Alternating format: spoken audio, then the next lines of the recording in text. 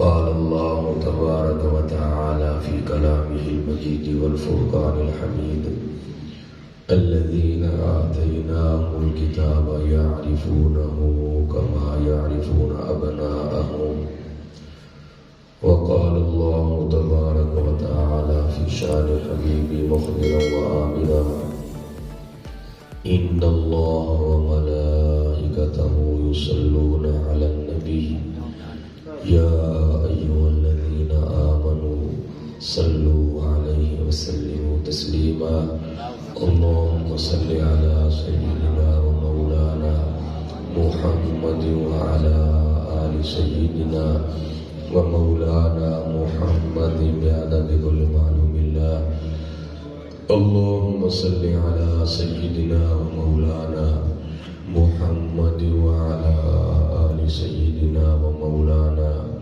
محمد كما تحب وترضى له الصلاة والسلام عليك يا سيدي يا رسول الله وعلى آلك وأصحابك يا سيدي يا حبيب الله الصلاة والسلام عليك يا سيدي يا رحمة للعالمين وعلى آلك وأصحابك يا سيدي يا خاتم النبيين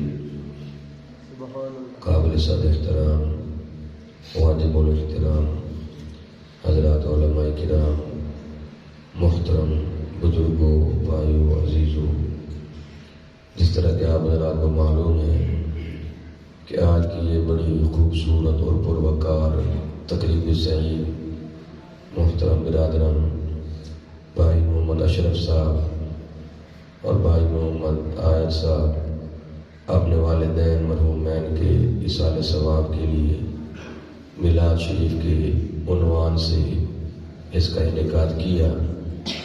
دعا فرمائے اللہ تبارک و تعالی دونوں بھائیوں کی اس کاوش کو اپنی بارگاہ میں شرف قبولیت عطا فرمائے اور ان کے والدین کی قبروں پر کروڑہا رحمتوں اور برکتوں کا نزول فرمائے، ان کی قبروں کو روشن اور منور فرمائے، ان کی قبروں کو دعات نظر وسیع فرمائے، مرحومین کی قبروں پر اپنا خاص فضل و کرم فرمائے اور پیارے حبیب کریم رؤوف الرحیم علیہ الصلوۃ والسلام کی شفاعت سے بہرمند فرمائے۔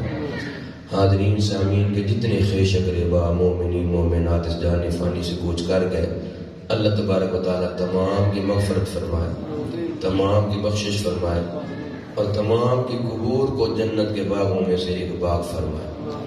مجھ سے پہلے میرے برادر مکرم محتشم مولانا محمد آصف رمضان جامی صاحب دامت برکاتہ العالیہ بڑے آسن انداز میں ایصال ثواب اور دعا کے ساتھ ساتھ ہماری جو ذمہ داریاں ہیں اور پیارے مصطفیٰ کریم علیہ السلام نے جو ہمارے ذمہ کام لگائے ہیں اور آپ کے جو مبارک سنتیں ہیں اس کے بارے میں ہماری تربیت و رہنمائی فرما رہے تھے۔ اللہ تبارک و تعالی برادر مکرم محتشم کے علم و عمل میں زہد و تقوی میں مزید خیر و برکت عطا فرمائے اور آپ کے فیضان کو مزید جاری و ساری فرمائے۔ مجھے آپ نے جو حکم فرمایا ایصال ثواب اور دعا کے موضوع پر میں خود لب کشائی کروں گا اور تو نے ہمیں میلاد شریف کے موضوع پر سبق سنانا ہے تو میں آپ کے حکم کی تعمیل کی کوشش کروں گا۔ آپ حضرات دعا فرمائیں اللہ تبارک و تعالی حق سچ بیان کرنے کی اور ہم سب کو اس کے مطابق اعتقاد رکھنے کی اور عمل کرنے کی توفیق عطا فرمائے۔ ہمارے ہاں جو عام ایک رواج ہے اور طور طریقہ ہے کہ جب بھی کسی کا ایک نام نکلتا ہے اور شہرت ملتی ہے تو اس کے لیے ضروری ہے کہ وہ بندہ پہلے دنیا میں موجود تو ہو، پھر کوئی ایسا کارنامہ یا ایسا کام کر کے تو دکھلائے نا کہ لوگ اس کا ذکر کریں، اس کو اچھے الفاظ میں یاد کریں۔ اب یہ تو نہیں ہو سکتا نا کہ بندہ دنیا میں آیا بھی کوئی نہ ہو اور لوگ اس کی تعریفوں کے پول باندھ دیں، اس کی تعریفیں کرتے کرتے تھکیں کوئی نہ۔ جی پہلے کوئی دنیا میں آئے، محنت کرے، مجاہدہ کرے، اگر اس کی محنت کو رنگ بخت لگ جائے، لوگ اس قابل سمجھے تو پھر نام لے بھی لیتے ہیں، اچھے الفاظ میں یاد کر بھی لیتے ہیں، لیکن اس کے لیے دنیا میں آنا تو ضروری ہے نا۔ دنیا میں موجود ہونا تو ضروری ہے نا، دنیا والوں سے اپنی حیثیت منوانے کے لیے دنیا میں موجود ہونا تو ضروری ہے نا، لیکن قربان جائیں پیارے نبی کریم رؤوف الرحیم علیہ الصلوۃ والتسلیم کی عظمت الشان کے کہ آپ کی دنیا میں آمد بعد میں ہوئی، دنیا میں جلوہ گری بعد میں ہوئی، اور عظمت و شانوں کے ڈنکے پہلے سے بج رہے ہیں۔ اللہ تبارک و تعالی نے اپنی آسمانی کتابوں میں پیارے حبیب کریم رؤوف الرحیم علیہ السلام کی عظمت و شان کا ذکر، کردار و گفتار کا ذکر، صورت زیبا کا ذکر، سب کچھ بیان فرما دیا، اور پہلے انبیاء کرام رسول اعظام علیہ السلام کو پابند فرمایا کہ جس طرح میری وحدانیت اور توحید کے درس دینے ہیں، اپنی اپنی نبوت کے اعلانات کرنے ہیں، ساتھ میں میرے نبی آخر الزمان صلی اللہ علیہ وآلہ وسلم کی عظمت شان یہ بھی اپنی امتوں کے دلوں میں اجاگر کرنی ہے، یہ بھی سبق ان کو پڑھانے ہیں اور سنانے ہیں۔ پھر کمال تو ہے نا کہ دنیا میں آمد بعد میں ہوئی، جلوہ گری بعد میں ہوئی، اور عظمت و شانوں کے ڈنکے پہلے سے بج رہے ہیں۔ تورات انجیل میں نبی کریم علیہ السلام کی عظمت و شان کا بیان ہے، آسمانی کتابوں میں بیان موجود ہے، اور میں عرض کرتا چلوں کہ جس کا اس قرآن پر ایمان ہو نا، اس قرآن مجید فرقان حمید برہان رشید کو ماننے والا، وہ اس حقیقت کا کبھی انکار کر ہی کوئی نہیں سکتا کہ نبی کریم علیہ السلام کا ذکر جو ہے وہ تورات میں بھی موجود ہے، انجیل میں بھی موجود ہے۔ قرآن کو ماننے والے انکار نہیں کر سکتے۔ میرے برادر مکرم محتشم سے پوچھو، مولانا غلام حسن ملک صاحب سے پوچھو، اللہ تبارک و تعالیٰ خود فرماتا ہے یجدونہ مکتوبا عندہم فی التوراۃ والانجیل کہ نبی آخر الزمان کا ذکر تورات میں بھی لکھا ہوا پاتے ہیں، انجیل میں بھی لکھا ہوا پاتے ہیں۔ اب یقیناً سمجھدار بزرگ بھائی بیٹھے ہو، آپ جانتے ہو تورات وہ کتاب آسمانی اللہ تبارک و تعالیٰ نے موسیٰ علیہ السلام پر نازل فرمائی، انجیل وہ مبارک کتاب جو عیسیٰ روح اللہ علیہ السلام پر نازل ہوئی، آسمانی کتابیں ہیں۔ اور میں نہیں کہتا، یہ پیارے ہمارے علماء نہیں کہتے، یہ اللہ تبارک و تعالیٰ خود فرماتا ہے کہ میرے نبی آخر الزمان کا ذکر تورات میں بھی موجود ہے، انجیل میں بھی موجود ہے۔ تو پھر وہ انبیاء کرام علیہ السلام اپنے اپنے دور میں وہ تورات انجیل کی آیتیں پڑھ پڑھ کے سناتے تھے کہ کوئی نہ، ان کے معنی اور مطلب بھی امتوں کو سمجھاتے تھے کہ کوئی نہ۔ اللہ معاف کرے، اللہ معاف کرے۔ پھر جہاں ہمارے نبی کریم علیہ وسلم کی عظمت و شان کا بیان ہوتا تھا وہ آیتیں کو چھپا لیتے تھے؟ نہ، یہ تقیہ کرنا اور زمانہ سازی کرنا یہ انبیاء کرام علیہ السلام کی سیرت تو کوئی نہیں۔ ان کی پاکیزہ سیرت کیا ہے؟ جو ظاہر ہے وہ باطن ہے، جو باطن ہے وہ ظاہر ہے۔ یہ اللہ کے محبوبان بارگاہ اور پیاروں کی سیرت تو کوئی نہیں نا کہ وہ چیزوں کو چھپا لے، اندر اور ہو بین اور ہو، سوال ہی نہیں پیدا ہوتا۔ پیارے مصطفیٰ کریم رؤوف الرحیم علیہ السلام کا انداز اور سنت اور طریقہ کیا ہے؟ کان نبی صلی اللہ علیہ وآلہ وسلم اذا سر استنار وجہہ کانہ قطعۃ من القمر۔ نبی کریم علیہ السلام جب خوش ہوتے، راضی ہوتے نا تو مبارک چہرہ ایسے چمکتا جیسے چاند کا ٹکڑا ہے، ایسے چمکتا تھا۔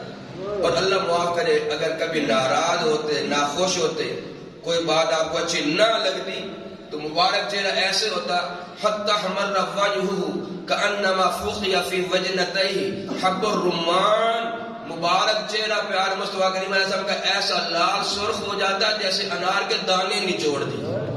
اگر ناراض ہوتے، جلال میں ہوتے، تو عرض یہ کرنا چاہتا ہوں کہ یہ ہے سیرت، جو ظاہر ہے وہ باطن ہے، جو باطن ہے وہ ظاہر ہے۔ یہ تقیہ زمانہ سازی اندر سے اور باہر سے، اور یہ محبوبان بارگاہ اور انبیاء کی سیرت میں کوئی نہیں۔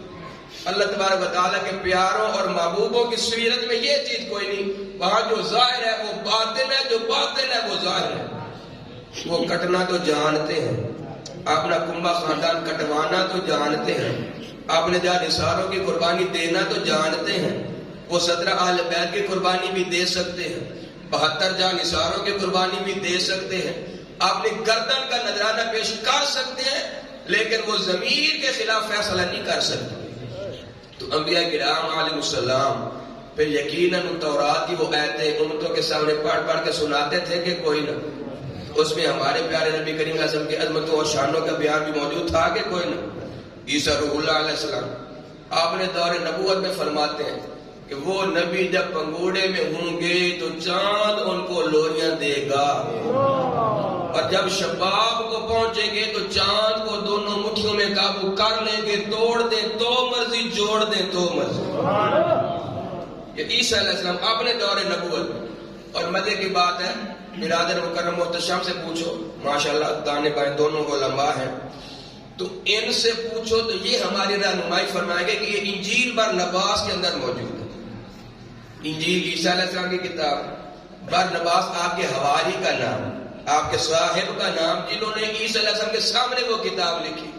اور مزے کی بات یہ ہے کہ یہ کتاب چھاپنے والے ہم اہل سنت جماعت کوئی نہیں، مسلمان کوئی نہیں، چھاپنے والے عیسائی لوگ ہیں، لیکن پھر بھی نبی کریم علیہ السلام کی عظمت و شانوں کا بیان آج بھی ان کتابوں سے مل جاتا ہے۔ حالانکہ اللہ تبارک و تعالیٰ نے خود فرمایا یحرفون الکلم عن مواضعہ، انہوں نے تورات انجیل میں بڑی تعریفیں کر دی، بڑی تبدیلیاں کر دی، بڑی بڑی تعریفیں کر دی۔ وہ چھپاتے تھے اپنی امتوں اور قوموں سے، بڑی غلط بیانی کرتے تھے۔ مثلا تورات کے اندر نبی کریم علیہ السلام کا ذکر جو موجود ہے نا کہ ان کا قد مبارک درمیانہ ہوگا، اور مبارک آنکھوں میں نہ جو ہے سرخی مائل آنکھیں ہوں گی، سرخ ڈورے ہوں گے، آنکھیں سرخی مائل ہوں گی۔ تو جہاں یہ تھا نا قد مبارک درمیانہ ہوگا، وہ اپنی قوم کو بتلاتے، وہ دیکھو جو ان کا قد تو لمبا ہونا تھا، ان کا قد تو درمیانہ ہے، ان کی آنکھیں تو تورات میں لکھا ہے وہ تو نیلی آنکھوں والی ہوں گے، نبی آخر الزمان نیلی آنکھوں والی، اور دیکھ لو ان کی آنکھیں تو سرخی مائل ہے، ان میں سرخی ہے، یعنی غلط بیانی کر جاتے ہیں۔ اب اللہ تبارک و تعالی ہم لوگوں کو ہدایت عطا فرمائے، آپ کو سب کو۔ اگر کوئی اپنے آپ کو مولوی کہے، عالم کہے، اور آپ کے سامنے ممبر پہ بیٹھ کے قرآن کی آیت پڑھ کے غلط معنی مفہوم بیان کر دے تو آپ تو سمجھو کہ یہ تو اللہ کا فرمان ہے، یہ تو قرآن پڑھا ہے۔ اب یہ تو اس کی خیانت ہے، اس کی بدنیتی ہے نا کہ اس نے دھوکہ دیا نا، آیت قرآن کی پڑھی اور معنی غلط کیا۔ اور یہی ان یہود کے علماء نے جو ہے نا اپنی قوم کے ساتھ معاملہ کیا کہ تورات کی آیتیں پڑھتے، معنی غلط کر دیتے۔ اب ہر بندہ پڑھا ہوا تو نہیں ہوتا، جس طرح آپ بزرگ بھائی بیٹھے ہو، اب ہر بندہ قرآن کو دیکھ کے سمجھ تو نہیں نہ سکتا، کیوں جی؟ ہر بندہ پڑھا ہوا تو نہیں ہوتا۔ تو ان کا معاملہ بھی اسی طرح ہو گیا کہ وہ علماء جو تھے نا وہ غلط بیانی کرتے تھے، خیانت کرتے تھے۔ اللہ تبارک و تعالیٰ ان کی ڈانٹ ڈپٹ بھی فرما رہے، افتؤمنون ببعض الکتاب وتکفرون ببعض، کہ کچھ آیتوں پر ایمان لاتے ہو اور کچھ آیتیں چھپا لیتے ہو جو ان کی مرضی کی ہوتی، جہاں سے ان کو دنیاوی فائدہ ہوتا ان کو ظاہر کر دیتے، اور جہاں دیکھتے پھر ہماری پیری تو گئی، یہ تو سارے نبی کریم علیہ السلام کے حلقہ غلامی میں آ جائے گی، ہماری موت پر تو ختم ہو جائے گی، تو وہاں پہ وہ آیتیں چھپا لیتے تھے۔ تو یہ ان کا معاملہ تھا۔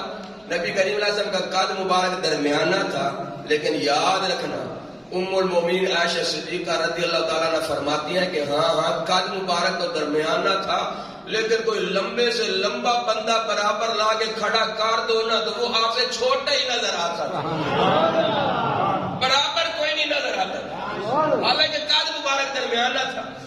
اللہ تبارک و تعالیٰ کو یہ گوارا ہی کوئی نہیں کہ کوئی میرے حبیب کریم علیہ السلام کے برابر ہی نظر آئے، اونچا تو بہت دور کی بات ہے نا، اونچا کوئی برابر ہی نظر آئے، اللہ کو گوارا ہی کوئی نہیں۔ تو جو قد و قامت کے لحاظ سے کسی کو برابر نہیں ہونے دیتا، وہ عمل کردار اور اجر و ثواب کے لحاظ سے برابر ہونے دے گا؟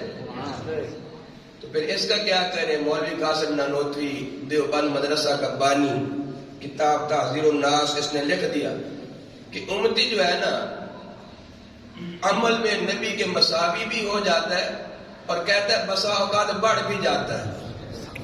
میرے برادر مکرم محتشم اردو میں بیان فرما رہے تھے کہ ان کی اقتدار میں نے بھی اردو میں شروع کر دیا، اردو ٹھیک ہی ہے، جب پنجابی بھی گار دیے کوئی رولا نہیں، اللہ۔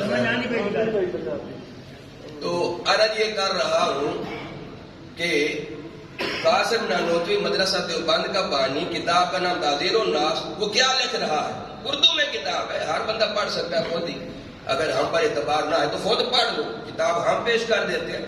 وہ کہتا ہے امتی جو ہے نا عمل میں نبی کے مساوی بھی ہو جاتا ہے، بسا اوقات نبی سے بڑھ بھی جاتا ہے عمل میں۔ اتنی مت ماری گئی، وہ اللہ بے نیاز جو قد و قامت میں برابر کوئی نہیں ہونے دیتا، وہ عمل میں بڑھنے دے گا؟ ہاں پیارے علماء سے پوچھو تو یہ ہماری رہنمائی اس رنگ میں کریں گے کہ پیارے نبی کریم رؤوف رحیم علیہ السلام نے فرما دیا میرے صحابی کے عمل کی برابری کوئی نہیں ہو سکتی، جن کی صحبت تربیت کی برکت سے ان کے صحابی کے عمل کی برابری کوئی نہیں ہو سکتی، وہ آقا کریم علیہ السلام کے عمل کی کیا برابری ہو سکتی؟ سبحان اللہ۔ پیارے نبی کریم رؤوف رحیم علیہ السلام نے فرما دیا لا تسبوا اصحابی فلو ان احدکم انفق مثل احد ذهبا ما بلغ مد احدهم ولا نصيفا۔ اے لوگوں میرے صحابہ کرام کو صبر نہ کرنا، میرے صحابہ کرام کو تبرہ نہ کرنا، میرے صحابہ کرام کو گالم گلوچ نہ کرنا۔ جب بھی ان کا ذکر سامنے آئے نا تو یہ بات ذہنوں میں خیالوں میں رکھنا، یہ اسلام کی پہلی فوج اور پہلی کھیپ جنہوں نے اپنے خون کی بلی چڑھا کے اسلام کے پودے کو پروان چڑھایا۔ تجھے تو پلا پلایا اسلام، گھر بیٹھے مل گیا نا، نہ ہجرتیں کرنا پڑی، نہ وطن سے بے وطن ہونا پڑا، نہ بیٹا باپ کے مقابلے میں، نہ باپ بیٹے کے مقابلے میں، نہ بھائی بھائی کے مقابلے میں، نہ جہاد کرنے پڑے۔ یہ پوچھو تو ان سے پوچھو جنہوں نے اتنی دشمنیاں مول لیں، اپنے وطن چھوڑے، کاروبار ٹھپ کیے، سب کچھ چھوڑا، حتیٰ کہ کبھی ایسے بھی ہوتا تھا کہ اسلام قبول کیا تو بیٹا باپ کے مقابلے میں، باپ بیٹے کے مقابلے میں، بھائی بھائی کے مقابلے میں ساری دشمنیاں مول لی، کاروبار ٹھپ کیے، وطن چھوڑا، اور وطن بھی مکہ مکرمہ جیسا بیت اللہ شریف کی امین دھرتی جو دلوں میں راج کرنے والی دھرتی ہے، وہ مبارک دھرتی، اس کو چھوڑنا۔ ہم تو یہ جو اپنے دیہات ہیں جہاں پیدا ہوتے ہیں یہ چھوڑنے کو تیار نہیں ہوتے جی، دل نہیں مارتا، عمر بیت گئی جی وہاں، اب تو یہ ایسا دل میں راسخ ہوگا نا جنہیں ہم کوئی نہیں چھوڑ سکتے۔ اور دھرتی وہ ہو مکہ مکرمہ جو بیت اللہ شریف کی امین دھرتی، اس کو چھوڑنا۔ پیارے مصطفیٰ کریم علیہ السلام کی غلامی میں دل گردے کا کام ہے کہ کوئی جی؟ پیدل چل چل کے جہاد کی، پیدل چلتے چلتے جوتیاں ٹوٹ گئی، رفتار میں کمی کوئی نہیں آئی، پیروں کے ناخن جھڑ گئے، رفتار میں کمی کوئی نہیں آئی، راشن پانی ختم ہو گیا، درختوں کے پتے کھا کے پھر بھی جہاد کی وہ صحابہ کرام۔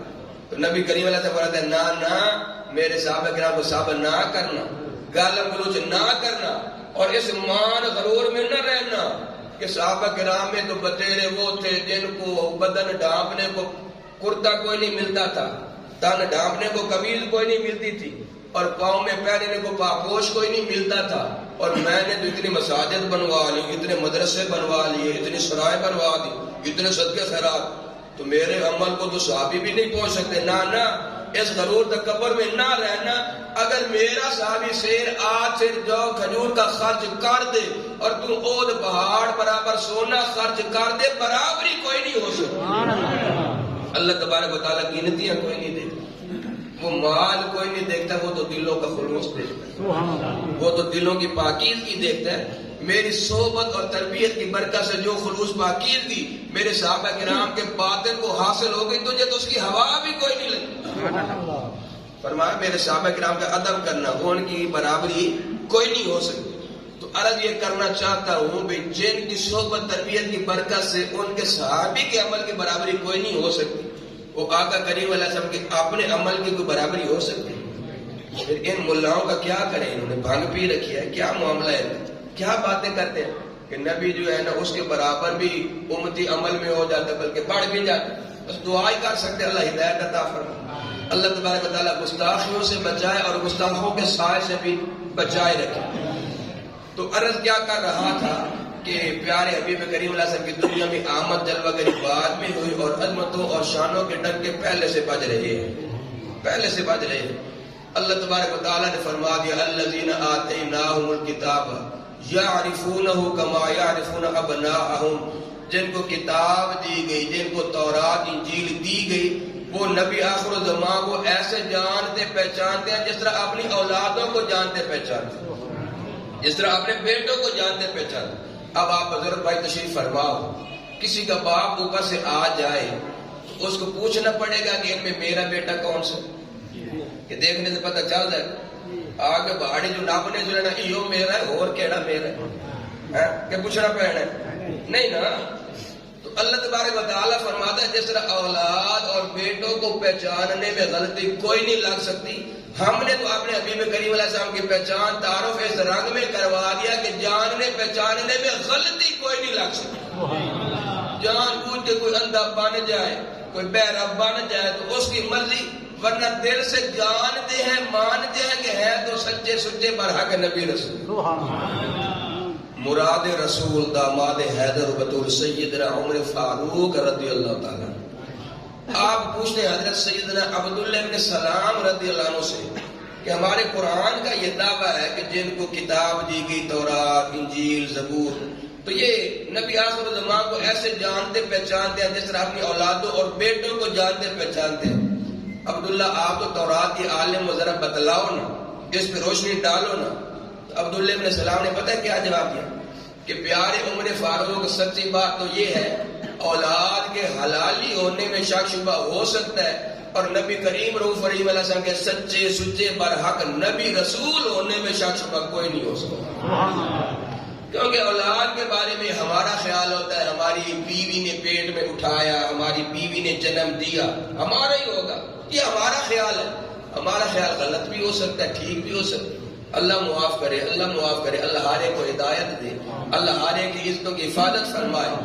جس کو اپنا سمجھتے ہیں ہماری بیوی نے خیانت کی ہو، ہمیں دھوکہ دیا ہو، کہیں ناجائز تعلقات قائم کی ہو، وہ کسی اور کا ہو، جس کو اپنا سمجھ بیٹھے، یہ تو ہمارا خیال ہے نہیں، ہمارا بیٹا. غلط بھی ہو سکتا ہے، ٹھیک بھی ہو سکتا ہے، لیکن جس پیارے نبی کریم رؤوف رحیم علیہ السلام کی بات کرتے ہیں نا عمر فاروق پیارے، یہ صرف تیرا میرا خیال نہیں، یہ تو رب رحمان کا تعارف ہے، رب رحمان کی پہچان ہے. اولاد کے حلالی ہونے میں شک شبہ ہو سکتا ہے، نبی آخر الزمان صلی اللہ علیہ وسلم کے سچے سچے برحق نبی رسول ہونے میں شک شبہ کوئی نہیں ہو سکتا. نعرہ تکبیر، نعرہ رسالت، نعرہ تحقیق، نعرہ حیدری، جشن عید میلاد النبی، سیدنا عمر فاروق رضی اللہ تعالیٰ عنہ عبداللہ بن سلام کا ماتھا چوما، پیشانی چومی اور کہا اللہ تیرا بھلا کرے. کتنی حسین بات کری، کتنی پتے کی بات کی ہے. پتہ چلا جن کا پیارے نبی کریم علیہ السلام کے ساتھ پیار محبت عقیدت والا تعلق ہو نا، تو اس محبوب جانی کی عظمت و شان والی بات آئے نا تو تیرے کھل جاتے ہیں، چہروں پہ بہار آ جاتی ہے، پھر وہ مرجھا نہیں جاتے بلکہ رون کے بہاریں آ جاتی ہیں، اور تعریف کرنے والی کے پیشانیوں کو بوسے دیتے ہیں. تعریف کرنے والوں کو بین نہیں کرتے، تعریف کرنے والوں کو فور شیڈول میں داخل نہیں کرواتے، محفل میلاد میں پابندی نہیں لگواتے. جو تعلق والے اور پیار والے ہیں نا وہ تو نعت خانوں کی اور عظمت شان بیان کرنے والی کے پیشانیوں کے بوسے لیا کرتے ہیں. کہ کتنی پتے کی بات کی. عبداللہ بن سلام تورات کے بہت بڑے عالم تھے نا، اگر توجہ فرما لو تھوڑا ان کا تعارف بھی کرا دو عبداللہ بن سلام کا. جب پیارے نبی کریم رؤوف الرحیم علیہ السلام مکہ مکرمہ سے ہجرت کر کے مدینہ منورہ آئے نا، تو یہ عبداللہ بن سلام باغ کی کوٹنگ کر رہے تھے. باغ کی پتہ چلا وہ پیارے نبی آخر الزمان صلی اللہ علیہ وآلہ وسلم جو دعویٰ کرتے ہیں نا میں نبی آخر الزمان ہوں، وہ جلوہ گر ہو گئے اور ہجرت کر کے مدینہ منورہ آ گئے. سونے عبداللہ بن سلام اور رمبے کھن پہ اٹھائیں سٹے لمبے کھر پہ، تو دوڑے دوڑے نبی کریم اللہ دن پاکہ وجہاز چہرے و دعا پہ نظر پڑی تو دل پکار اٹھا، دل نے گواہی دی واللہ ما ھذا بوجہ کذاب، اللہ کی قسم ہے یہ چہرہ تو کبھی جھوٹے کا ہو ہی نہیں سکتا، یہ چہرہ جھوٹے کا ہو ہی نہیں سکتا. وہ جھوٹا بندہ اور ایسا پیارا چہرہ سوال ہی نہیں پیدا، جھوٹے کا چہرہ ہو ہی کوئی نہیں سکتا. دل نے تو گواہی دے دی، لیکن اطمینان قلب کے لیے تسلی کے لیے عرض کرتے ہیں انی سائلک عن ثلاث لا یعلمون الا نبی. 3 سوال کرتا ہوں، 3 سوال جس کا جواب صرف نبی دے سکتا ہے، نبی کے علاوہ کوئی اس کا جواب دے ہی کوئی نہیں. وہ 3 سوال کرنا چاہتا. کون سے 3 سوال؟ ما اول اشراط الساعۃ، بڑی علامت نشانی کون سی؟ یہ پہلا سوال. دوسرا سوال ما اول طعام اہل الجنہ، جنتیوں کو جنت میں پہلا کھانا کون سا دیا جائے؟ اور تو ستے جاگ پڑے. جنتیوں کو جنت میں پہلا کھانا کون سا دیا جائے؟ یہ دوسرا سوال. تیسرا سوال ما ينزل الولد الى ابيه و الى امه، بچہ کبھی باپ کے مشابہ ہو جاتا ہے، کبھی ماں کے مشابہ ہو جاتا ہے. وہ کدی بال پیو تے لگا ویندا ہے، کدی ماں تے لگا ویندا ہے. وہ ایک ریت تے رہیا کرے یا سارا پیو تے جاوے یا ماں تے جاوے. اے فرق کیوں آ دے نے اور منتر ویکھنے تو درد دا پیو ہی اے تے بدی ردی ماں ہی. وہ انہوں تو لکا دے انہوں تو کٹ یاد آئی نے اپنی کیتی ہوئی گل آتے ہو نا بیڑ ویک لاتے متھا تے نین نقشے ویک لے تو پتھر ردا پیو. تو یہی تیسرا سوال کہ بیٹا کبھی اولاد کبھی باپ کے مشابہ ہو جاتی ہے کبھی ماں کے مشابہ, یہ فرق کیوں ہے؟ ایک کے مشابہ ہوا کہ نہیں؟ تو پہلے سوال کا جواب نبی کریم علیہ السلام نے ارشاد فرمایا اول اشراط الساعۃ نار تحشر الناس من المشرق الى المغرب.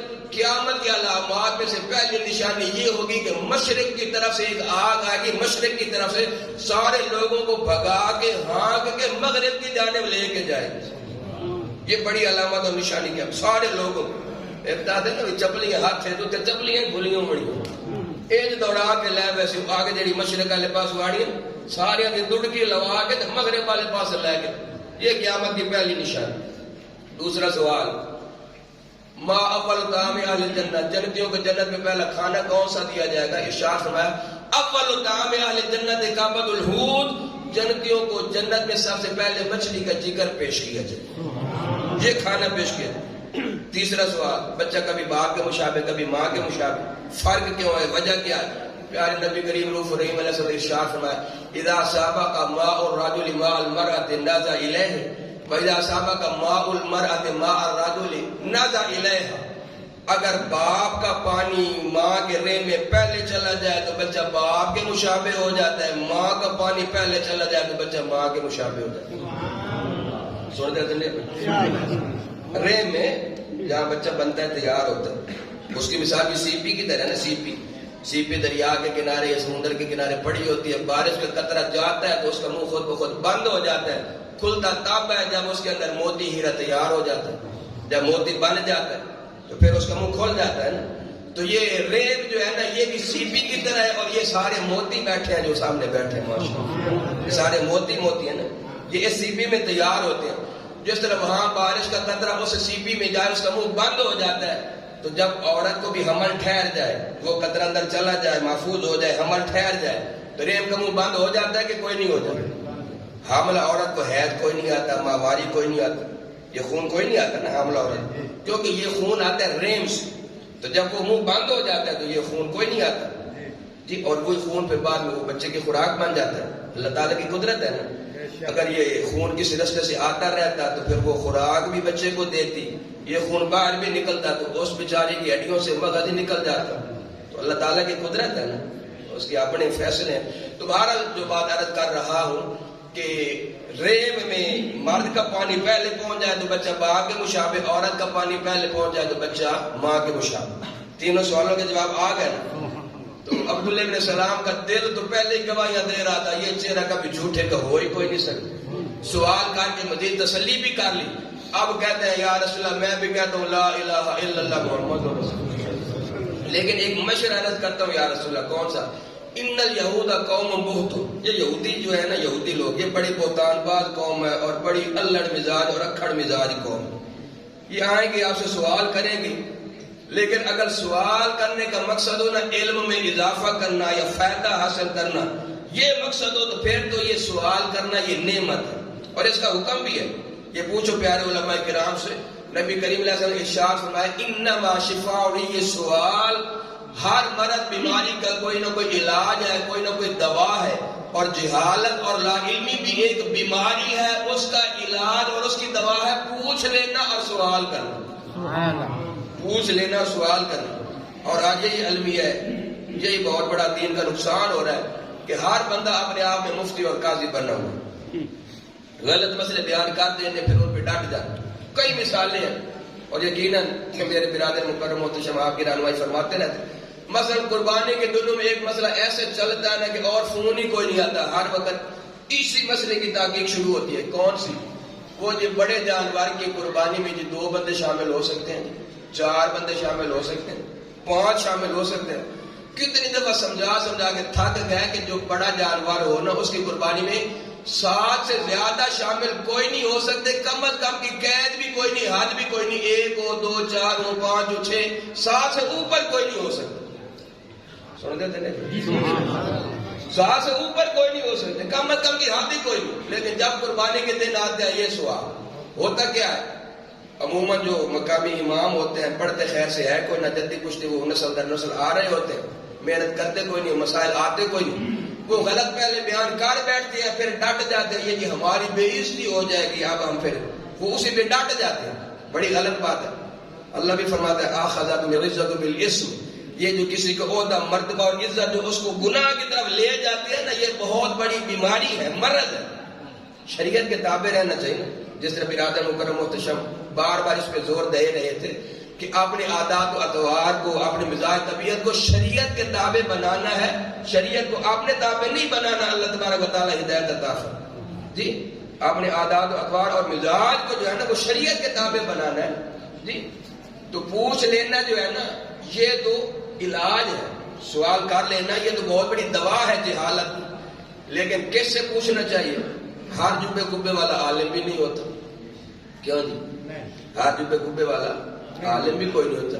اب یہی تو المیہ ہے نا کہ جس کے اوپر وہ سٹیکر لگا دیا جائے نا داڑھی شریف والا, جبے کبے والا, لوگ اس کو شیخ القرآن, شیخ الحدیث اور شیخ الاسلام اور پتہ نہیں کیا کچھ بنا ڈالتے. اب وہ جو غلط مسئلے بیان کرے لوگ سمجھتے بس یہ دین ہے, شریعت ہے, حالانکہ وہ جاہل ہوتے ہیں. تو اللہ تبارک و تعالیٰ نے فرما دیا فاسألوا اہل الذکر ان کنتم لا تعلمون, جس چیز کا جس بات کا پتہ نہ ہو علماء سے پوچھو نا.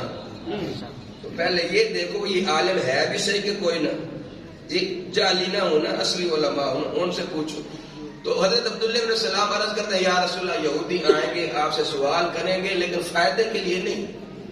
سوال کرنے سے ان کا مقصد ہوگا آپ کو پریشان کرنا, آپ کو تنگ کرنا. ان کو منہ لگانے کی ضرورت ہی کوئی.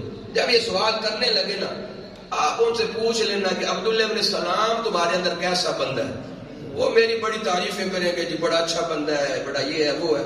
جب میری تعریفیں کریں گے نا تو اگلا کام میں خود کر لوں گا ان کے ساتھ. اور اگر ان کے آتے ہی آپ نے بتلا دیا نا کہ عبداللہ بن سلام مومن بن گیا تو وہ میرے اوپر بھی بہتان باندھے گا, مجھے بھی تان و تشنیع کا نشانہ بنائے, مجھے بھی صاحب اور تبرک کریں. تو پہلے میرا ان سے پوچھ لینا, جب میری تعریفیں کر لینا, اچھے لفظ میں یاد کر لے تو پھر اگلا کام میں خود کر لوں گا. اب یہودیوں کی جماعت آئی اور آتے سوالات کرنے شروع کیے نا تو نبی کریم علیہ السلام نے فرمایا باقی باتیں بعد میں, پہلے یہ بتلاؤ ایو رجل فیکم عبداللہ ابن سلام, یہ عبداللہ ابن سلام تمہارے اندر کیسا بندہ؟ خیرنا وابن خیرنا, خیرنا وابن خیرنا. کس مبارک بندے کا ذکر چھیڑ دیا, وہ تو بہت اچھا بندہ ہے, بڑا ہی بہتر بندہ ہے, اور اچھوں کی اولاد ہے, اس کے باپ دادا بھی بڑے اچھے تھے. کیا بات ہے, کیا مبارک بندے کا ذکر چھیڑ دیا. یہ بات کرنا تھی تو حضرت عبداللہ بن سلام کلمہ پڑھتے پہ رہا اشہد اللہ الہ الا اللہ واشہد انک رسول اللہ, میں گواہی دیتا ہوں اللہ کے علاوہ معبود کوئی نہیں اور آپ اللہ کے سچے سچے پر حق نبی رسول. وہ حیران. اور نبی کریم علیہ السلام نے ان سے پوچھا تھا پہلے عبداللہ ابن سلام اگر مجھے نبی مان لے, وہ مومن بن جائے تو تم مجھے نبی مان لو گے؟ ہو تو نہیں سکتا لیکن ٹھیک ہے ہم کو ضدی لوگ ہیں, وہ مان جائے تو ہم بھی مان جائیں گے. جب عبداللہ ابن سلام کلمہ پڑھتے پیر نکلے نا تو بجائے ہلکا غلامی میں آنے کے, مبارک قدموں پہ جھکنے کے, اب بگڑ گئے. اب کیا کہتے اللہ معاف کرے, شرنا وابن شرنا, اے آپ بھی بڑا بھیڑا دے دے, پیو دادے بڑے بھیڑے ہیں, یعنی یو ٹرن لے لی. اب اس حکومت میں یو ٹرن تو آپ کو یاد ہو گیا, الٹی کا لبا لکھا لی نا کہ پہلے کیا کہہ رہے تھے, پھر ذلیل و رسوا ہو گئے, وہاں ٹھہرنے کی جرات نہ ہو سکی, بھاگ کھڑے ہوئے. تو عرض یہ کرنا چاہتا ہوں کہ جو آسمانی کتابوں کا علم رکھنے والے ہونا, اگر وہ عدل و انصاف کا دامن ہاتھ سے نہ چھوڑے تو کوئی وجہ نہیں کہ نبی کریم علیہ السلام کے مبارک قدموں پہ نہ جھکے. سوال ہی نہیں پیدا. نام نامی اس میں گرامی کا ذکر یہاں تک موجود ہے تورات. سیدنا عبداللہ ابن عباس رضی اللہ تعالیٰ عنہ, اب یہ تعارف کے محتاج تو کوئی سبحان, صحابی رسول بھی ہیں, آل بیت کے عظیم فرد بھی ہیں, نبی کریم علیہ السلام کے چچا دار اور پتریر, نبی کریم علیہ السلام کے چچا دار, آل بیت بھی ہیں, پیارے صحابی بھی ہیں, اور نبی کریم علیہ السلام نے حبر امت کا لقب عطا فرمایا. حبر امت کا, کیونکہ اس گھمنڈ غرور میں نہیں رہنا کہ اللہ معاف کرے. اب پتریر ہی تھے, ہاں ہکے بوٹے تھے, دو کانے ہی تھا, ہاں وہ کوئی وڈے پہ ہوتا ہے. آج کل پتریر ہوتا ہے یہ چکر ہی تو ہوتا ہے نا, وہ کوئی وڈے پہ ہوتا, دادا پہ چوہیکو نہیں, انجن تو سیر پہ چاڑی بنا اتوں تو سارے شریک کہتے ہو کام شروع ہو گئے مخالفت دشمنی والے کدورتا والے، پر وہ یہ نہیں دیکھتے تھے چچا زاد ہیں پترین ہیں چچا کے بیٹے ہیں، یہ دیکھتے اللہ کے رسول ہیں اللہ کے حبیب ہیں۔ سبحان اللہ۔ نبی کریم علیہ السلام تہجد کے وقت اٹھے نا تو لوٹا پہلے ہی تیار ہے طہارت کے لیے۔ اب تہجد کے وقت نیند کتنی میٹھی ہوتی ہے، کتنی پیاری ہوتی ہے۔ اللہ تبارک و تعالیٰ ہمیں ہدایت عطا فرمائے، ہمیں تو یہ فجر کی نماز کے لیے اٹھنا موت نظر آتا ہے، اللہ ہدایت عطا فرمائے۔ تہجد کے وقت خدمت کے لیے کمر دستہ کون ہے، کس نے لوٹا رکھا؟ عبداللہ ابن سلام۔ نبی کریم علیہ السلام نے عبداللہ ابن عباس نبی کریم علیہ السلام نے سینے سے لگایا، دست شفقت پھیرا اور دعا دی، اللہم علم الکتاب وعلم التاویل، میرے عبداللہ کو کتاب کا بھی علم عطا فرما اور تعویل کا بھی علم عطا فرما۔ پھر حبر امت کا لقب ملا، حبر امت مراد رسول داماد حضرت سیدنا عمر فاروق رضی اللہ تعالیٰ عنہ حضرت عبداللہ ابن عباس کو اپنے برابر بٹھایا کرتے تھے پاس میں۔ حضرات صحابہ کرام علیہ رضوان نے عرض کیا، امیر المومنین خلیفۃ المسلمین یہ کل کا بچہ ہے، ہم اتنے اکابر صحابہ بڑے بڑے اس بچے کو ساتھ بٹھاتے ہو، اکابر صحابہ نیچے بیٹھے ہوتے ہیں، یہ کیا بات ہے؟ فرمایا ان کے علم کی وجہ سے، ہم بھی اسے استاد کے شاگرد ہیں، ہم نے بھی پیارے نبی کریم علیہ السلام سے جانو تلمذ طے کی ہے، ہم کسی اور سے پڑھے، ہم بھی تو انہیں استادوں کے شاگرد ہیں۔ ہاں ٹھیک ہے، شاگرد تو انہیں استادوں کے، استاد بھائی تو ہو، یہ تو مانتا ہوں، استاد بھائی تو ہو، اس کا انکار تو کوئی نہیں، پر ذرا یہ بتلاؤ نا، اذا جاء نصر اللہ والفتح ورأیت الناس يدخلون فی دین اللہ افواجا فسبح بحمد ربک واستغفرہ انہ کان توابا۔ اس سورت کے اندر جو خاص بات ہے وہ بیان کرو، وہ کون سی؟ سارے ترجمہ بیان کرنے لگے، ترجمہ سنانے لگے، ترجمہ تو مدینے کا بچہ بچہ جانتا ہے، یہ کون سی خاص بات ہے؟ ترجمہ تو ہر کوئی جانتا ہے، جو خاص بات ہے نا وہ بتلاؤ۔ ویسے ترجمہ ہے کیا کہ جب اللہ کی مدد آ جائے، اس کی فتح اور نصرت کامیابی آ جائے اور آپ دیکھو کہ لوگ دڑا داڑ اسلام قبول کر رہے ہیں، فوج اور فوج جو ہے نا وہ اسلام میں آ رہے ہیں، جب یہ دیکھو نا تو پھر کیا کرو؟ فسبح بحمد ربک واستغفر، پھر اللہ تبارک و تعالیٰ کی تسبیح بھی بیان کرو، سبحان اللہ سبحان اللہ، تسبیح بھی بیان کرو، اس کی تقدیس بھی بیان کرو اور استغفار بھی کرو۔ انہ کان توابا، اللہ تبارک و تعالیٰ توبہ قبول فرمانے والا ہے، یہ اس کا لفظی ترجمہ ہے۔ جو خاص بات ہے وہ بیان کرو۔ اب سارے اللہ چپ کر گئے، فرمایا ہاں عبداللہ ابن عباس پیارے اب تو بیان کر۔ کہنے لگے ہوا آجل رسول اللہ، اس صورت میں نبی کریم علیہ السلام کو خبر دی گئی کہ آپ تیاری کر لو، اب آپ ہمارے پاس آنے والے۔ اللہ نے پہلے بتلا دیا، حبیب پیارے پاس اب دنیا میں بتیری آپ نے امت کی خاطر تکلیف برداشت کر لی، کانٹوں پہ چل لیا، پتھر کھا لیے، لو لوہان ہوتے رہے، بس اب ہمارے پاس آ جاؤ، جو دسترخوان ہم نے سجایا ہے نا وہاں سے اپنا حصہ وصول فرماؤ۔ آپ کو آگے وصال کی وفات کی خبر دی گئی تو سیدنا عمر فاروق فرمانے لگے میرا بھی یہی خیال ہے، جو یہ کہہ رہے ہیں میرا بھی یہ خیال ہے، ان کے علم کی وجہ سے۔ یہاں اگر توجہ فرماؤ تو یہ بھی عرض کرتا چلوں کہ عبداللہ ابن عباس سے پوچھ آج رہے ہیں حضرت سیدنا عمر فاروق، تو پتہ پہلے سے تھا بھی ان کو پتہ ہے، نہیں توجہ فرماؤ کہ حضرت عبداللہ ابن عباس کا جو علم ہے یہ پہلے تو کوئی نہیں نے سوال کیا تھا ابھی اس صورت میں جو خاص بات ہے بتلاؤ، یہ تو ابھی سارے حضرات کے سامنے پوچھ رہے ہیں، لیکن یہ پتہ تھا باقیوں کو، یہ خاص نقطہ کوئی نہیں پتہ، ان کو پتہ ہے یہ علم۔ اب ہم آپ کے سامنے بیٹھے ہیں، آپ کو کوئی نہیں پتہ میں کتنا بڑا نالائق ہوں، اور قبلہ برادر مکرم محتشم کے بارے میں کوئی نہیں پتہ یہ کتنے بڑے عالم ہیں، آپ کو کوئی نہیں پتہ، اندازہ کوئی نہیں کر سکتا جی، لیکن سیدنا عمر فاروق کو اللہ نے جو علم اور فہم اور عرفان عطا فرمایا اس کی شان دیکھو نا۔ عبداللہ ابن عباس کے پاس کتنا علم ہے وہ بیان کیا کہ کوئی نہ، کئی مثالیں ہیں، پھر موضوع سے ہٹ جاؤں گا، چلو ماحول کے پیش نظر یہ مثالیں بھی دے دیتا ہوں، تمہارا ماحول بھی کچھ ایسا ہی ہے جی، کہ مولا علی المرتضی شیر خدا رابع الخلفاء رضی اللہ تعالیٰ عنہ وہ فرماتے ہیں کہ پیارے نبی کریم علیہ السلام کے وصال شریف کے بعد، آپ کے وفات کے بعد نا دور خلافت سیدنا عمر فاروق رضی اللہ تعالیٰ عنہ، تو میں نے جو ہے نا تہجد کے بعد جو ہے نا خواب میں نبی کریم علیہ السلام کی زیارت کی، خواب میں دیدار کیا نبی کریم علیہ السلام، اور دیدار کس انداز میں کیا؟ نبی کریم علیہ السلام کی اقتداء میں فجر کی نماز بھی باجماعت پڑھی، نماز پڑھا کے نبی کریم علیہ السلام پیچھے دیوار کے ساتھ اوٹ لگا کے بیٹھ گئے. آپ کے بارگاہ میں کھجوروں کی تھیلی پیش کی گئی. نبی کریم علیہ السلام کے سب سے زیادہ قریب میں بیٹھا تھا. آپ نے کھجور اٹھائی اور پوچھا تاکلوا ھذا، علی پیارے کھاؤ گے؟ جی یا رسول اللہ نام کھاؤں گا. کھجور ملے اور وہ بھی ید اللہ والے ہاتھوں سے. پیارا مصطفیٰ کریم علیہ السلام کے مبارک ہاتھوں سے ملے تو کون نہ کرے؟ کھاؤں گا یا رسول اللہ، کیوں نہیں کھاؤں گا؟ تو نبی کریم علیہ السلام نے آپ نے مبارک ہاتھوں سے میرے منہ میں کھجور ڈالی.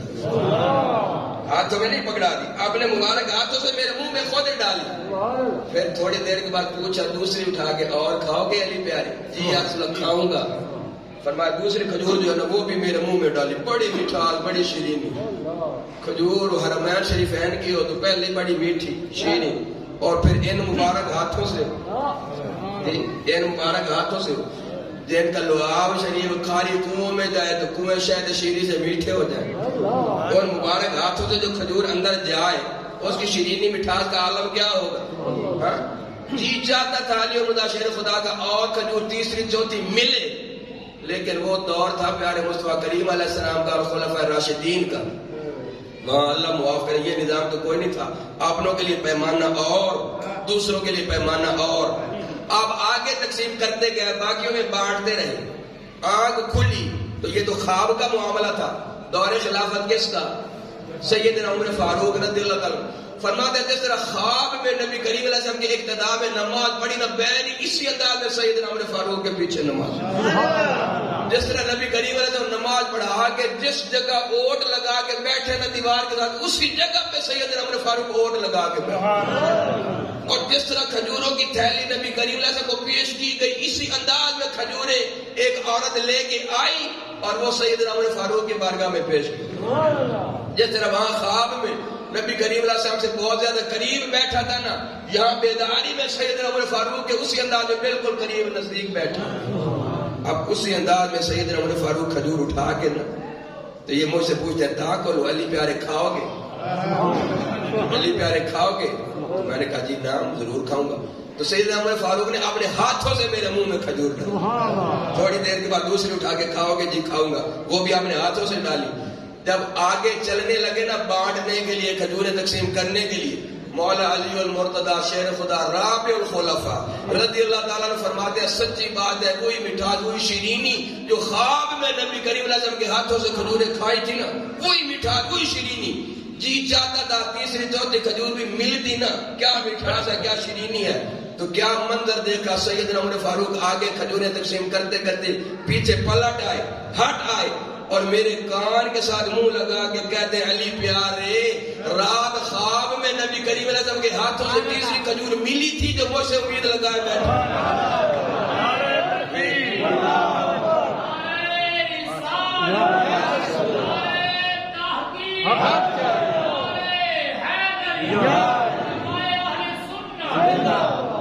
ازالت الخفاء کے اندر شاہ ولی اللہ محدث دہلوی نے یہ سارا واقعہ بڑی تفصیل سے ذکر فرمایا کہ مولا علی مرتضی شیر خدا رابع الخلفاء فرماتا ہے کہ نماز کے بعد میں ابھی جو ہے نا تیار بیٹھا تھا کہ سیدنا عمر فاروق کے ذوق کے لیے نا ان کو بتلاتا ہوں کہ مجھ پہ کرم ہوا، خواب میں دیدار ہوئے، زیارتیں ہوئی، پیچھے نمازیں پڑھی، کھجوریں کھائیں. ابھی میں پر توڑ رہا تھا، بتاتا ہوں کہ یہ منظر پیش آ گیا اور میں نے سیدنا عمر فاروق کو کیا بتلانا تھا انہوں نے مجھے ہی بتلا دیا کہ رات خواب میں تیسری کھجور ملی تھی. اب پھر دل میں خیال آیا یہ خواب کا معاملہ ہے اور پیارے مصطفیٰ کریم رؤوف رحیم علیہ السلام اور میرے درمیان معاملہ ہے، عمر فاروق کو کیسے پتا چلا؟ تو سیدنا عمر فاروق پھر پلٹ آئے پیچھے اور علی المرتضی شیر خدا رابع الخلفاء کہہ دو رضی اللہ تعالیٰ آپ کے کان کے ساتھ منہ لگا کے فرماتے ہیں نبی کریم علیہ السلام کو فرمان یاد کرو نا، اتقوا فراست المؤمن فإنه ينظر بنور اللہ. جب ایمان کامل ہو جائے نا، کامل ہو جائے تو اللہ تبارک و تعالیٰ ایک دل میں بھی آنکھ پیدا فرما دیتا ہے، جہاں ظاہری آنکھیں کام کرنا چھوڑ دینا وہاں سے آگے دل والی آنکھ دیکھتی رہتی ہے. تو یہ ہے سیدنا عمر فاروق رضی اللہ کہ ادھر علی المرتضی شیر خدا کے خواب کا معاملہ. کئی مثالیں، وہ بڑی مشہور مثال آپ کو یاد ہوگی، حضرت ساریہ دشمن کے خلاف لڑ رہے تھے مدینہ منورہ سے 1200 میل دور نہاوت کے مقام پر، اور جب دشمن کے گھیرے میں آنے لگے تو سیدنا عمر فاروق نے وہاں 1200 میل دور سے کمانڈ فرمائے کہ کوئی نہ یا ساریت وال جبل آل جبل، وہ ساریہ پہاڑ کی اوٹ لے لے، پہاڑ کی اوٹ لے لے. یاد آیا کہ کوئی نہ؟ بڑی مشہور. تو کئی مثالیں اس طرح کی ہیں. تو حضرت عبداللہ بن عباس جو ہے نا وہ پوچھتے ہیں حضرت کعب احبار سے. کون کعب احبار؟ جو تورات کے بہت بڑے عالم تھے. تورات کے کیف تاجد نعت رسول اللہ صلی اللہ علیہ وسلم فی التوراۃ. کعب احبار ذرا یہ تو بتلاؤ کہ ہمارے پیارے مصطفیٰ کریم علیہ السلام کا ذکر تورات میں کس انداز میں پاتے ہو، ذرا اس راہ سے پردہ اٹھاؤ نا. تم تو تورات کے بہت بڑے عالم ہو. یہ کعب احبار تورات کے بہت بڑے عالم تھے، تورات کے علم رکھنے والے. یہ اپنے یہودی مذہب پر پکے تھے، اب اسلام کے چوکھٹ پر جھک کوئی نہیں رہے تھے. ان کے ایمان لانے کا واقعہ بھی بڑا دلچسپ ہے.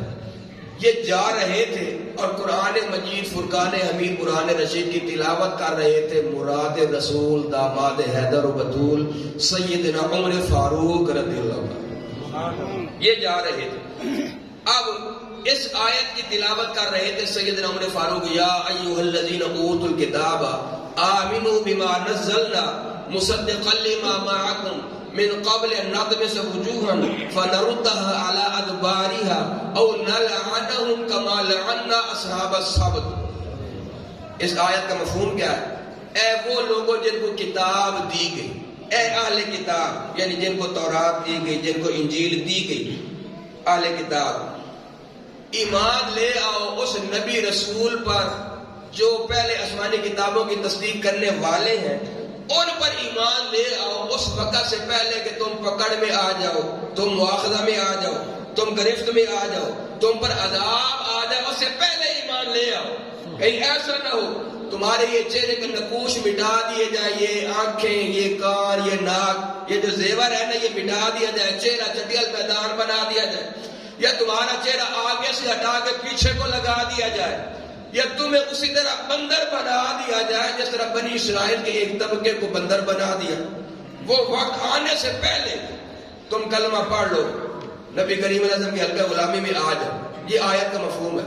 اب کعب احبار جو تورات کے بہت بڑے عالم ہیں، جب انہوں نے سنا نا کہ اہل کتاب کو بطور خاص یہ حکم ہے کہ اس وقت کے آنے سے پہلے کلمہ پڑھ لو، حلقہ غلامی میں آ جاؤ، تو ان کے بدن پہ لرزہ طاری ہو گیا کہ کہیں میں عذاب میں مبتلا نہ ہو جاؤں، مجھے پکڑ نہ ہو جائے.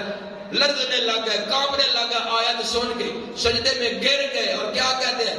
یا رب العالمین میرے چہرے کا نقوش نہ مٹانا، میرا چہرہ آگے سے ہٹا کے پیچھے کو نہ لگانا، مجھے بندر نہ بنانا. میں بھی کہتا ہوں لا الہ الا اللہ محمد الرسول اللہ. آیت و قرآن کی اور پڑھنے والی زبان و پیارے سیدنا عمر فاروق کی رضی اللہ عنہ، پھر اثر تو ہونا تھا.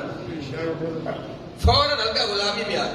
تو یہ کعب احبار جو تورات کے بہت بڑے عالم ہیں، ان سے پوچھتے حضرت عبداللہ بن عباس کیف تاجد نعت رسول اللہ صلی اللہ علیہ وسلم فی التوراۃ. تورات میں نبی آخر الزمان کا ذکر کس انداز میں ہے، ذرا ہمیں بھی تو سناؤ نا تورات کیا کہتی ہے. تو حضرت کعب احبار نے یہ کوئی نہیں کہا کہ عبداللہ ابن عباس کی بات کرتے ہو، ایسے چچا زاد کے عظمت شان اپنی طرف سے تو نہ بولو نا، یہ کیا بات ہے. تورات تو موسیٰ علیہ السلام پر نازل ہوئی، تمہارے نبی آخر زمان صلی اللہ علیہ وسلم کی آمد سے 2000 سال پہلے نازل ہوئی، اس میں کب ذکر آیا؟ نا یہ کوئی نہیں کہا. کہا تو کیا؟ ناجد محمد بن عبد اللہ یولد بمکہ ویہاجر الی طابہ ویکون ملک بالشام لیس بفاحش ولا صخاب فی الاسواق ولا یکافی بالسیئۃ سیئۃ ولکن یعفو ویغفر. تورات میں نبی آخر زمان کا ذکر موجود ہے اور میں تمہارے سامنے بیان کرتا ہوں. کس انداز میں ذکر موجود ہے؟ تورات کہتی ہے ان کا نام اسم گرامی محمد ہوگا، والد گرامی کا نام عبداللہ ہوگا، مکہ مکرمہ میں پیدا ہوں گے، ہجرت کر کے طیبہ شریف کو جائیں گے، شام تک ان کی حکومت سلطنت قائم ہو جائے گی، بے حیائی اور برائی سے پرہیز کرنے والے ہوں گے، بازاروں میں غل غپاڑا کرنا، شور شرابہ کرنا یہ والا مزاج نہیں ہوگا، یہ والی طبیعت نہیں ہوگی، اور وہ منتقم مزاج نہیں ہوں گے، ذاتی انتقام لینے والے نہیں ہوں گے، برائی کا بدلہ برائی سے نہیں نیکی سے دینے والے، عفو درگزر کرنے والے اور معاف کرنے والے ہوں. سمجھدار بزرگ بھائی بیٹھے ہو کہ تورات میں یہاں تک آ گیا کہ ان کا نام اس میں گرامی محمد ہو، والد گرامی کا نام عبداللہ ہو. پیدا ہوں گے مکہ مکرمہ میں، ہجرت کر کے جائیں گے طیبہ شریف کو. آپ بتلاؤ کو ڈھکی چھپی بات رہ گئی. اور یہ بھی آپ جانتے ہو کہ محمد نام کا آپ سے پہلے ہوا ہی کوئی نہیں. جانتے ہو جس طرح اللہ فرماتے ہیں نا حضرت یحییٰ علیہ السلام کے بارے میں کہ یہ یحییٰ یہ پہلے ہیں جن کو ہم نے پیدا کیا. یحییٰ نام کا، اس سے پہلے یحییٰ نام کا کوئی نہیں ہوا. بہنی اللہ تبارک و تعالیٰ نے محمد نام بھی بچا کے رکھا اپنے پیارے حبیب کریم علیہ السلام. آپ سے پہلے محمد نام کا کوئی نہیں ہوا. تو جب تورات نے یہاں تک بتلا دیا ان کا نام اس میں گرامی محمد ہوگا، والد گرامی کا نام اے نا لمڑ دالی دلہ دلہ دور ہوتے ہیں کہ اس سے بیٹھے ہو. والد گرامی کا نام عبداللہ ہوگا. پیدا ہوں گے مکہ مکرمہ میں، ہجرت کر کے جائیں گے طیبہ شریف کو. علماء کرام سے پوچھو، آسمانی کتابوں میں نام آتا ہے مدینہ منورہ کا طیبہ، پاکیزگیوں کا گھر، خوشبوؤں کا گھر، یہ نام آتا ہے. اور کئی عقل کے اندھے جاہل آج بھی کہتے ہیں یسرب نو جاوڑا ہے، یسرب دے والی.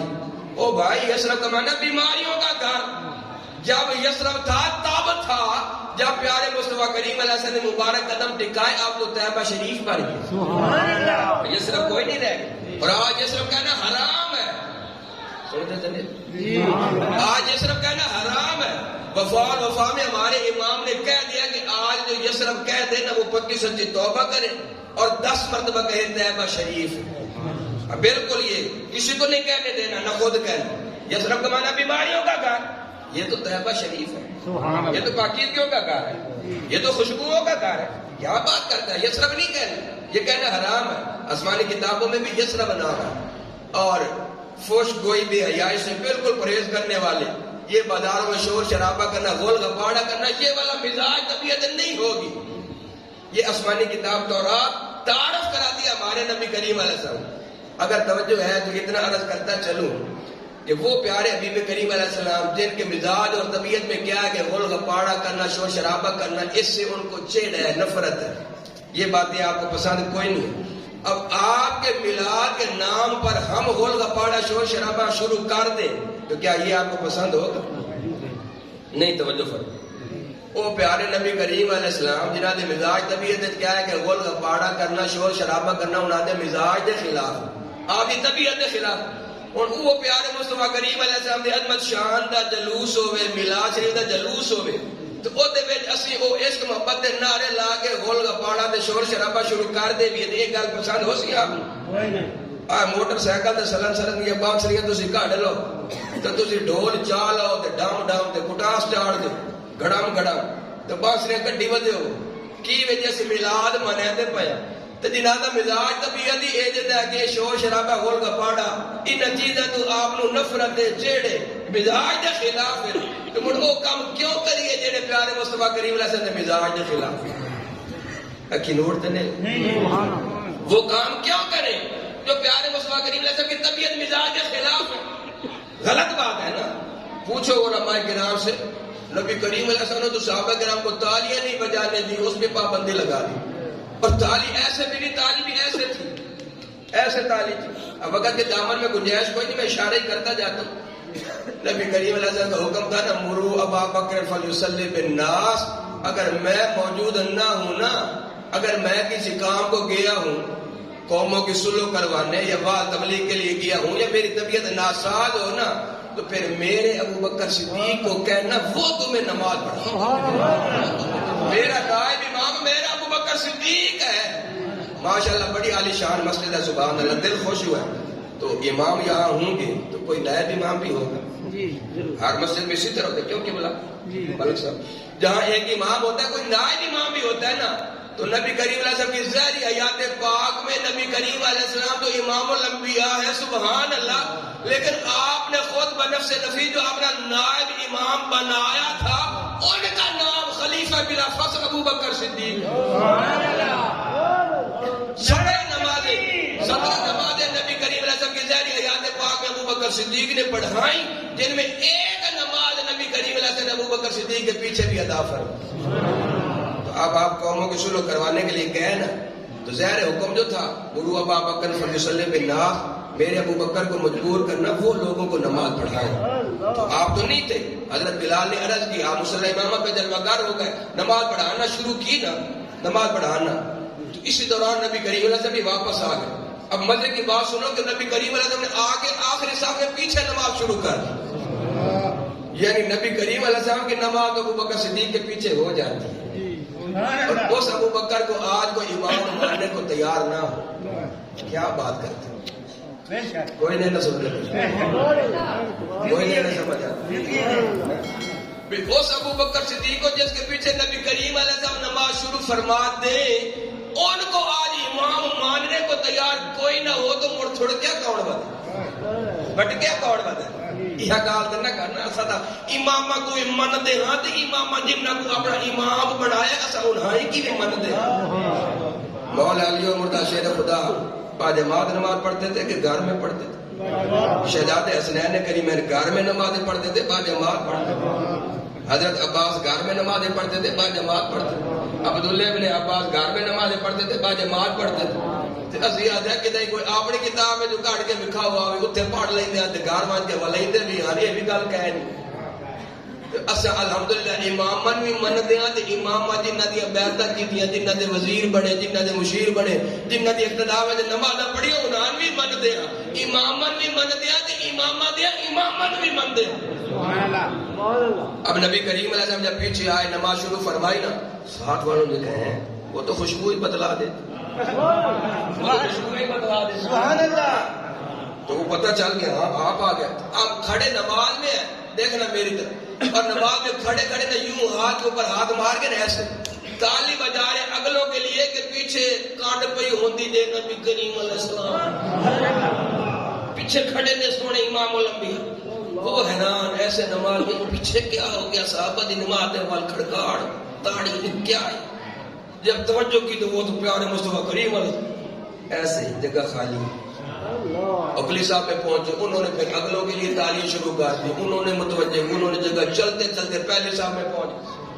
اب وہ تعلیم بجا رہے سیدنا ابو بکر صدیق کے پیچھے پہلی رکعت ہے, پہلی رکعت ہے, لہذا آپ ہی پیچھے آ جاؤ. امام الانبیاء آ گئے. سیدنا ابو بکر صدیق جو ہے نا وہ کوئی خشوع خضوع کا خاص ہی عالم ہوتا تھا. درجنوں لوگ سیدنا ابو بکر صدیق کی نماز دیکھ کے مسلمان ہو روتے رہتے تھے, اور وہ تواضع اور عاجزی اور وہ خاص عالم ہوتا تھا, استغراق ہوتا تھا نماز کے اندر. سیدنا ابو بکر صدیق کو زیادہ ہی تالیاں بجانا پڑی. متوجہ ہوئے بھی صحابہ کرام کی نماز اور یہ تالیاں یہ کیا چکر ہے, توجہ فرمائے. وہ پیارے مصطفیٰ کریم آپ نے اشارہ فرمایا, ارے کچھ مکانہ کا ابو بکر صدیق پیارے تم پڑھاتے رہو, میں تمہارے پیچھے پڑھنے کو تیار ہوں. لیکن ہٹا, وہاں کھڑے کوئی نہیں رہ گئے, واپس ہٹا ہے, پلٹ ہے.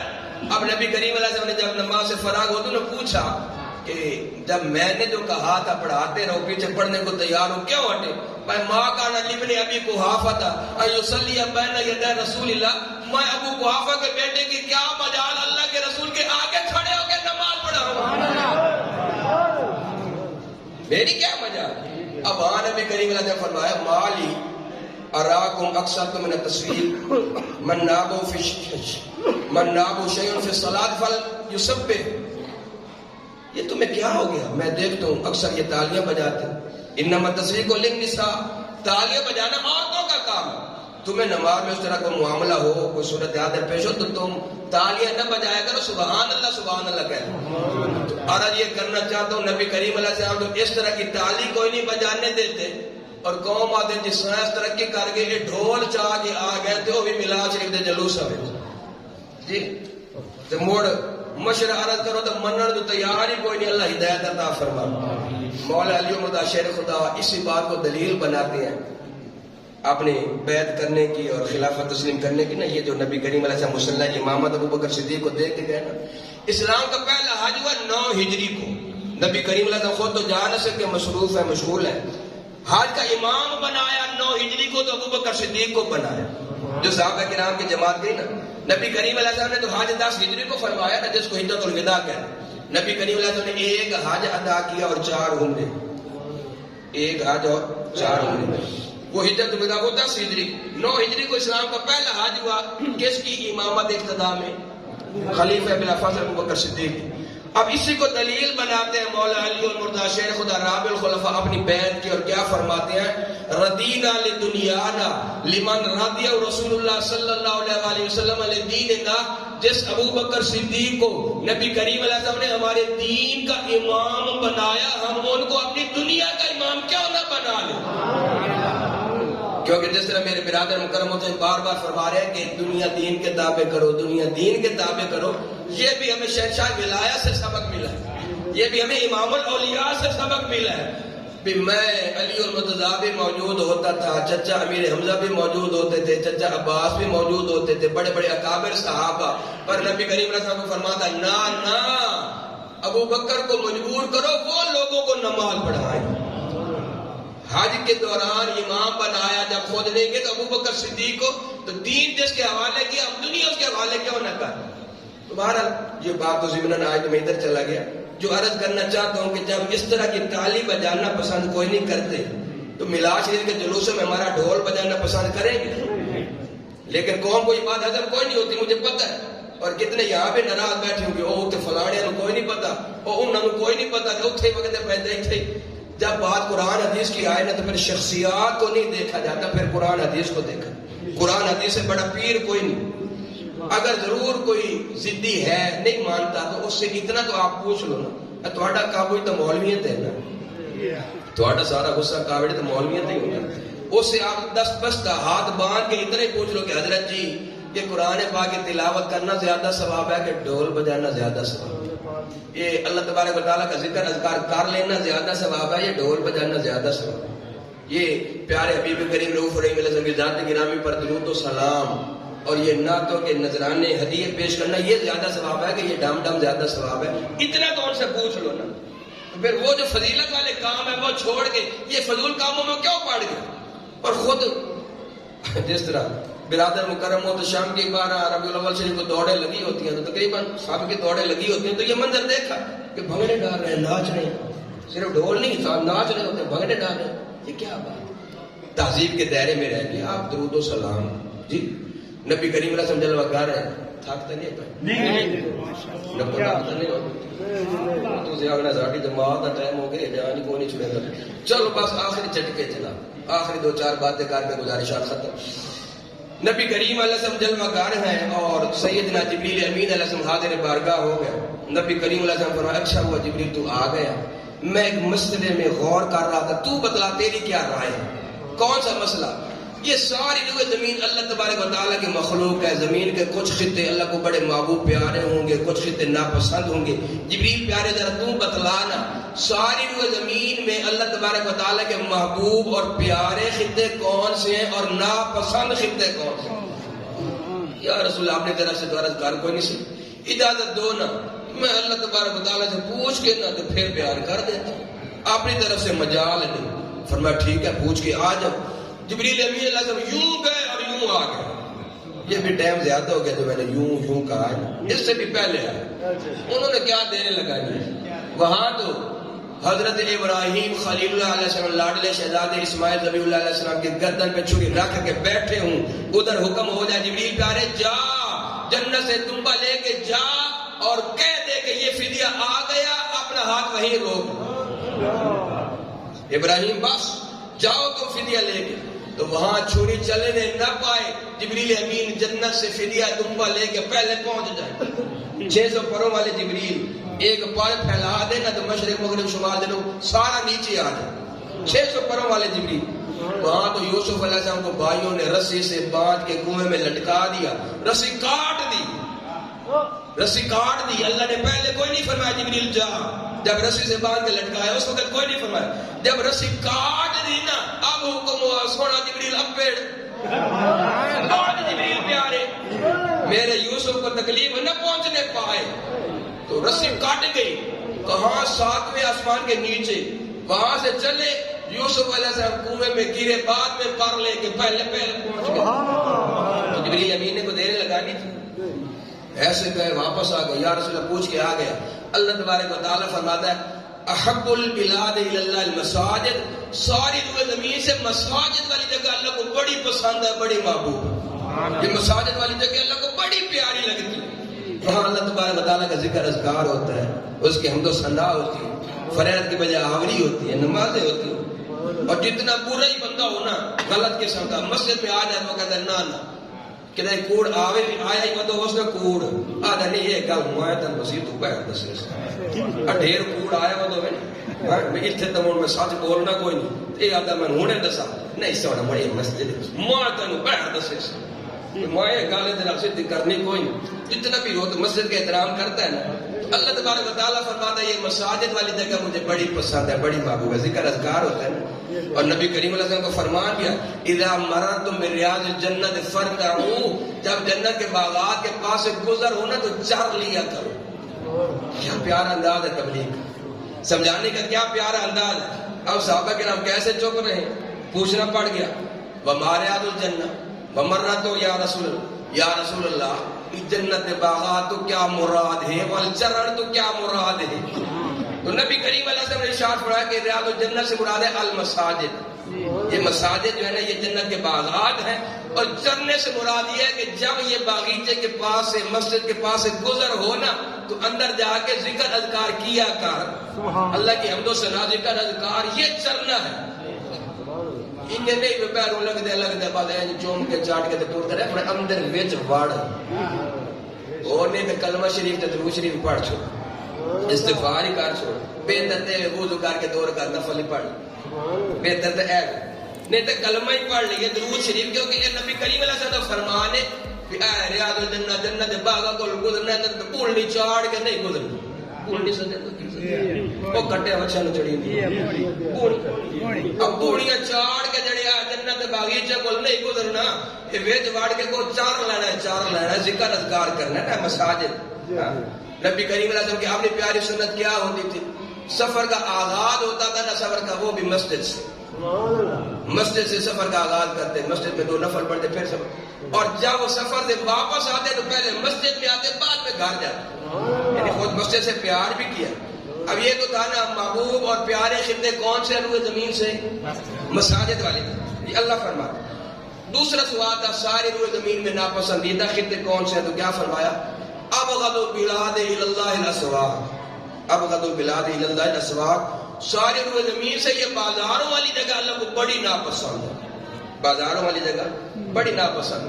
وہاں جھوٹ چلتا ہے, فراڈ چلتا ہے, نامحرموں پہ نظریں پڑتی ہیں, کوئی نہیں خیال کرتا کہ یہ ہماری بہن بیٹی ہے, اس کو وہ والا درجہ دے, نظریں جھکا لے, آنکھیں پھاڑ پھاڑ کے دیکھتے رہتے ہیں. قرآن کا رب رحمان کا حکم بھی بھول جاتا ہے قل للمؤمنین یغضوا من ابصارہم, حبیب پیارے مومنوں کو فرما دے نظروں کو نیچے کر لے, بہن بیٹی ماں آنے لگے نظروں کو نیچے کر.